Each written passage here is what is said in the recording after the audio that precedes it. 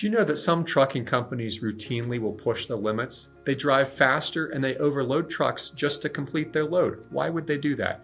Because they get paid based on making the delivery. They get paid when the load is delivered. So they have an incentive to do that as quickly as possible for financial reasons.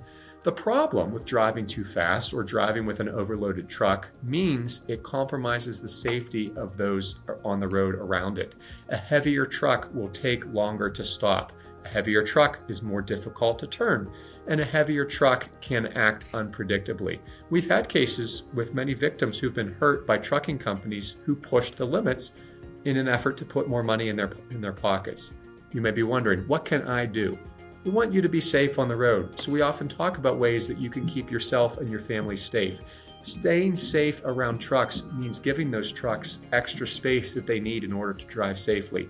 Semi-trucks need extra room to make turns. They often will swing wide to the left when they're making a turn to the right, or they'll have to start their turn from the middle lane. Don't pass a truck when it has its turn signal on. Keep your distance and ensure that your car is safely behind the stopping line when you stop at an intersection. That'll allow those trucks the space they need to make the turns at the intersections. It's not always true that just because you can see the truck's mirrors that the truck can see you. Trucks are big and their blind spots are big as well. On the driver's side of the truck, the blind spot is a full lane wide and often extends back to about half the length of the trailer. Meaning if you're passing the truck when you're halfway back the trailer, the driver cannot see you. On the right side, the blind spot is even bigger. It's about 2 lanes wide and it extends back to fully behind the trailer. From the front, there's a blind spot right in front of the truck. He can't see what's right in front of the driver, and that goes about 20 feet in front of the truck. Be mindful of this and minimize your time in these blind spots. When you pass a truck, approach it from the left side because they have more visibility on that side, and maintain a consistent speed and have your turn signal on well in advance so that they see you and that they know you're coming.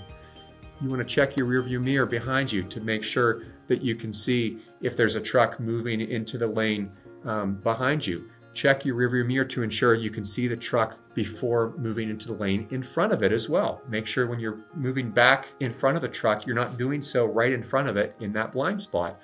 Always allow space for trucks when they pass you. Give it plenty of room so it can complete its pass safely. When driving near commercial trucks, it's essential that you also maintain a safe following distance.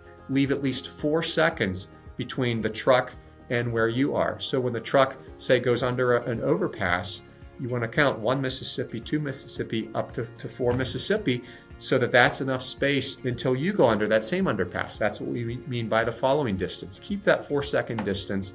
That extra space and distance can make a big difference if you need to stop suddenly or if you get rear-ended. You're less likely to be pushed into that truck in front of you because you've allowed that extra space. Your safety is important, and that extra room adds a lot to your safety. From all of us at Marcus Mack, we want to ensure that you stay safe on the roads with these tips. For more tips like these, follow us on our social channels. And if you or a loved one has been hurt in an accident, please give us a call.